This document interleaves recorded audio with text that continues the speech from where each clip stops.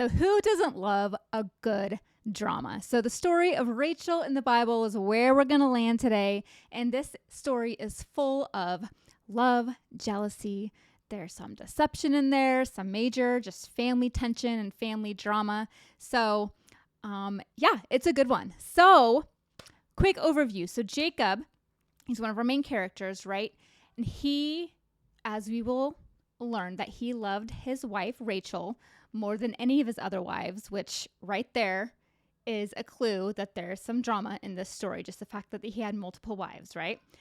Okay, but he had to work 14 years to get her hand in marriage. So while the story is one that is full of drama, we also see a beautiful and a selfless love story as we just go through and walk through the scriptures that talk about the story of Jacob and Rachel.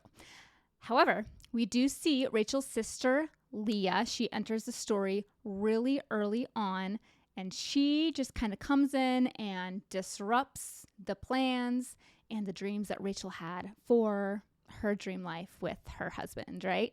So, and as we will see through the story, these sisters stay at odds with one another because each one were granted blessings that the other sister did not have. So today, we're going to walk through some scriptures in Genesis, and we're going to gaze upon the life of this woman in the Bible. And then at the end, we're going to glean some of the lessons that we can learn from her story. How can we apply some of the things that she went through? How can we apply those things to our lives today?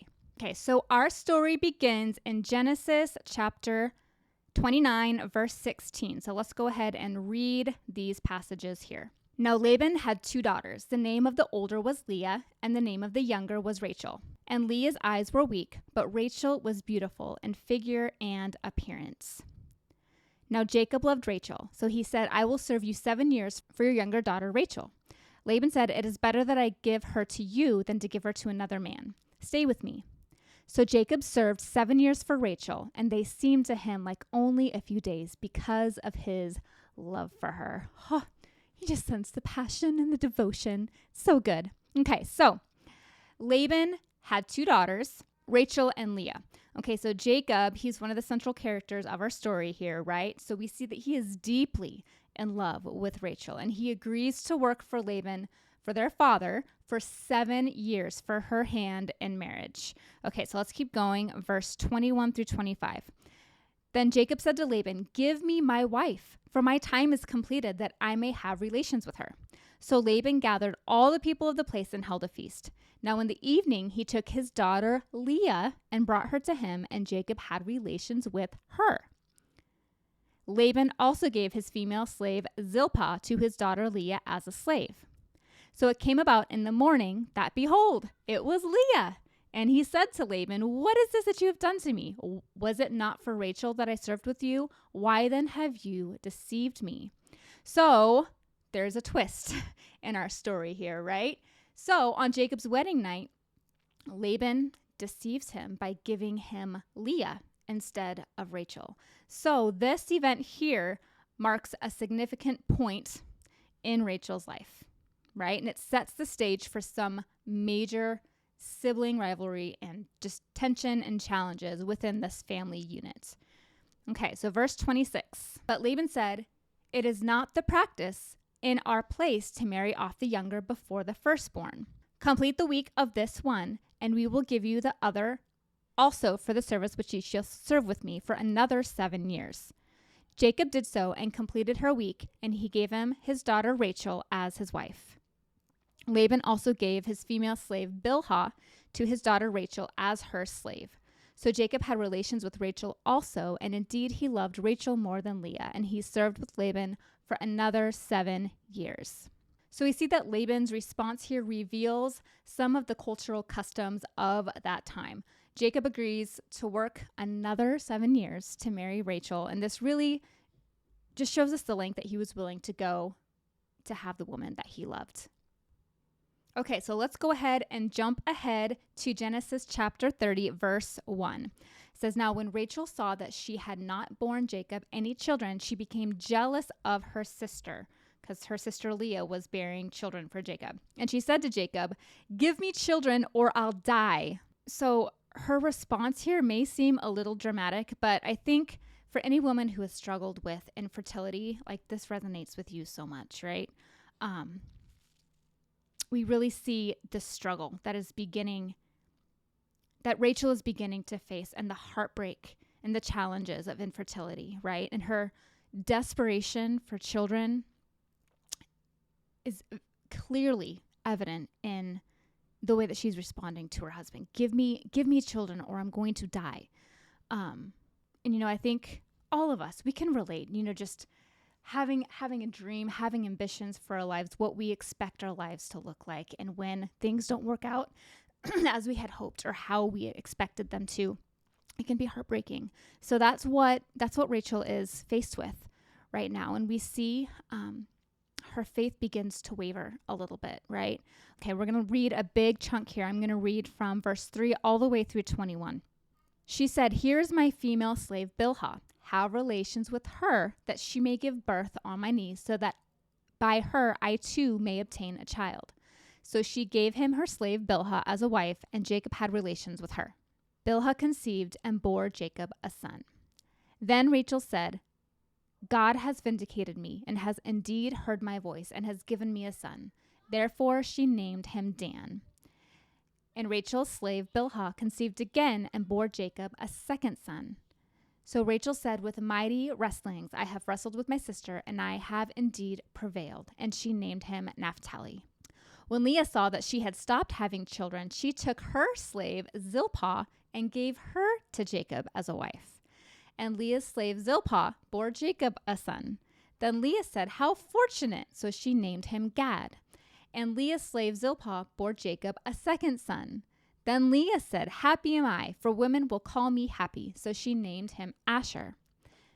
Now in the days of the wheat harvest, Reuben went out and found mandrake fruits in the field and brought them to his mother Leah. Then Rachel said to Leah, "Please give me some of your son's mandrakes." But she said to her, "It is a small matter for you to take my husband, and would you take my son's mandrakes also?" So Rachel said, "Therefore he may sleep with you tonight in return for your son's mandrakes." When Jacob came in from the field in the evening, Leah went out to meet him and said, "You must have relations with me, for I have indeed hired you with my son's mandrakes." So he slept with her that night. God listened to Leah, and she conceived and bore Jacob a fifth son. Then Leah said, "God has given me my reward, because I gave my slave to my husband." So she named him Issachar. And Leah conceived again and bore a sixth son to Jacob. Then Leah said, "God has endowed me with a good gift. Finally, my husband will acknowledge me as his wife, because I have borne him 6 sons." So she named him Zebulun. Afterwards, she gave birth to a daughter and named her Dinah. Okay, so there's a lot in this section, right? So we just see these two sisters, kind of wrestling. They're wrestling with each other. They're fighting over their husband, fighting over see who can bear him more children. So again, what we want to see here basically is just that Rachel's desperation to bear a child to her husband, it made her faith waver. She started going to some pretty extreme measures to take matters into her own hands and control the situation. And then the whole thing just goes from bad to worse. Leah gets involved, and this rivalry just starts spinning out of control, right? But what does God do? Let's keep reading. Verse 22. Then God remembered Rachel, and God listened to her and opened her womb. She conceived and gave birth to a son and said, "God has taken away my disgrace."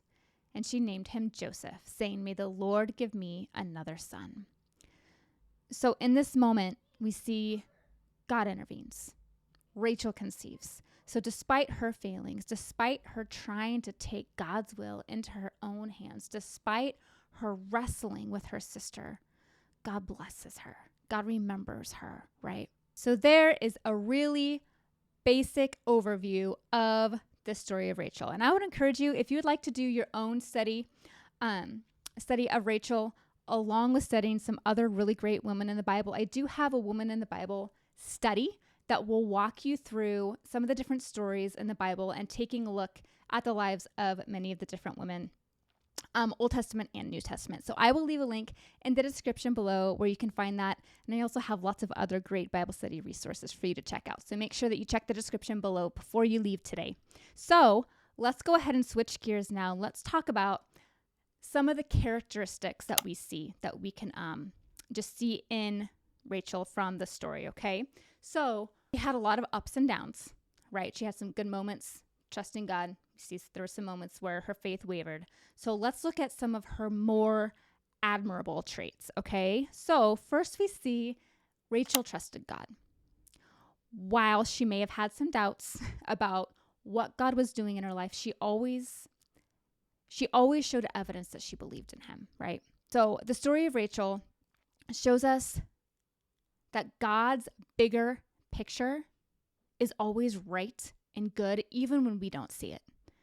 He's working behind the scenes, and we must trust him when we feel like things aren't going according to our own plans. Second of all, we see that Rachel was loyal. She was loyal to her family. Before she focused all of her attention on her husband, Jacob, she was a shepherd and managed the household in her father's house. She worked hard for her family, and she listened and obeyed the voice of her father. Third, we see that Rachel cared about having Jacob's children.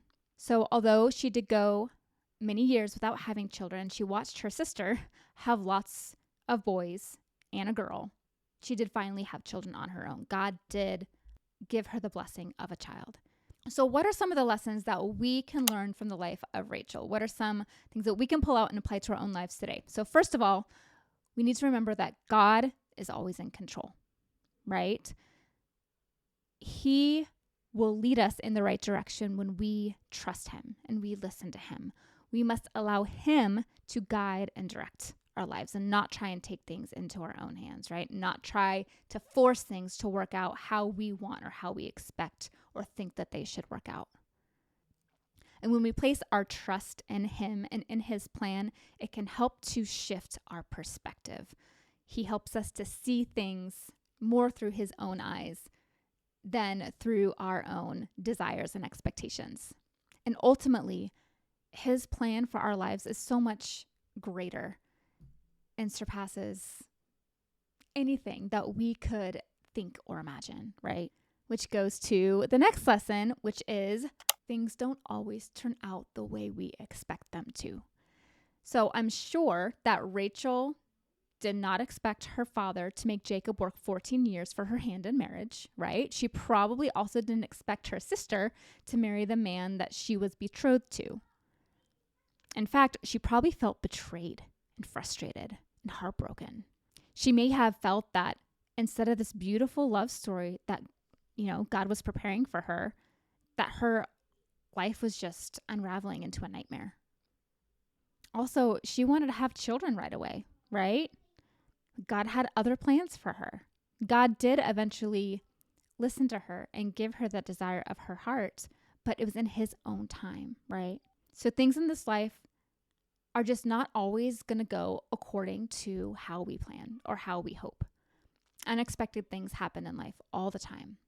And you are probably very familiar with this. It happens to all of us.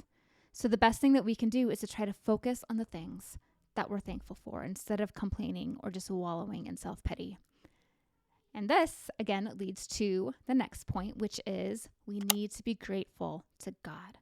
So while both Leah and Rachel did not get their way when they wanted it, they were both believers in God, right? They did show their appreciation when they received blessings. We see that they both prayed heartfelt prayers. They talked to God, right? And they showed that they did have an active relationship with him. And both of them eventually did show gratitude. It took them a little bit to get there, but eventually they did give thanks to God. So how often do we thank God for the blessings that we've received in our lives? The Bible tells us it's important to be thankful in all circumstances because God can use all things, good or bad, ultimately for our good and for his glory. One of the things I love most about this story is just another example of how God can use imperfect people to accomplish his great kingdom work, right? Rachel's story is not perfect.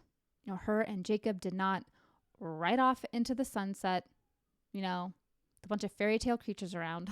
But there was drama. There were other wives and other children and in-laws and drama and tension and deception, and just so many of the things that we face in our lives today that we think, is just a nuisance, things that we wish we didn't have to deal with.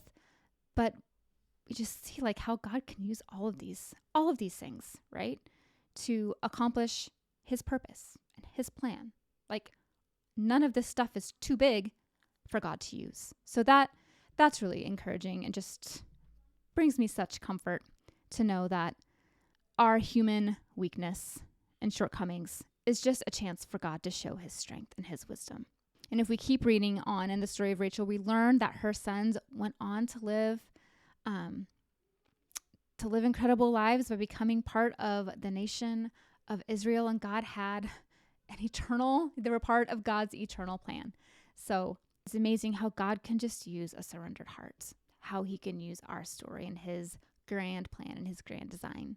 And that's all I have for today. So let me know in the comments below what characteristic or what lesson that we talked about here today really stood out or really resonated with you the most. I'd really like to know just what you got out of this. And also make sure that you come and check out the Girls in the Word Facebook group where we love to study and discuss God's Word together. I will make sure that I leave a link in the description below where you can find us. And I think that's all we have for today. So thank you so much for watching, and I'll see you next time.